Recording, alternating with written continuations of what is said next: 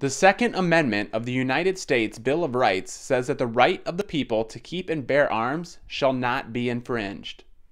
This right has been the subject of debate recently due to the recent mass shooting at Sandy Hook Elementary School in Connecticut. President Obama and many others believe that we need more gun control to help stop these shootings. And that's why last month I asked Joe to lead an effort, along with members of my cabinet, to come up with some concrete steps we can take right now to keep our children safe. Obama recently initiated 23 executive actions focusing on background checks, mental illnesses, doctors talking to patients about guns, and more. Because of this and the fear of additional gun control in the future, the demand for guns, ammo, and concealed carry permits has skyrocketed. Tim Leslie, who is the Chief Deputy Sheriff for Dakota County, said that the request for permits to carry has increased 131% since the same time period last year. Since Sandy Hook, which occurred December 15th to January 17th, in the same time frame a year ago, there was 185 permit to carries.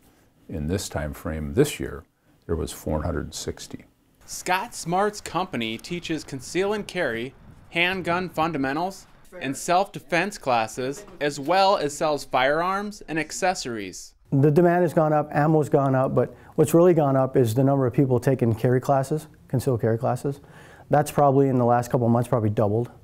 There's no real demographic, it's all over the board as far as what demographics take in the class. Also, the manager of the sporting goods department at the Hastings Walmart said it's been hard to keep ammo in stock. The reason for this increase is that some people believe that the Second Amendment is under attack. Anecdotally, you've read evidence that people fear that the federal government are going to come in and quote unquote take their guns away. And so there's that paranoia or belief that that could happen. So I think some people are trying to get ahead of that. One of the quotes that President Obama said, and I'm quoting him, he said, just because you have a constitutional right doesn't mean the states can't constrain it. And yes, it does mean they can't constrain it. That's why it's a constitutional right. It's not supposed to be touched.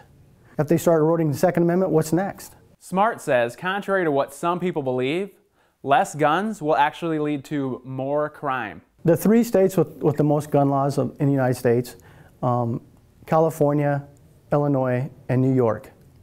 What are the three states with the highest crime rates and the highest murder rates? California, Illinois, New York. You can check the FBI statistics, you can check any non-biased statistic, and it shows you that the more gun owners you have, or the more people with carry permits in that state, violent crime has dropped. Since, the more they increase, the more violent crime drops. New York State has already recently implemented relatively much stricter gun control.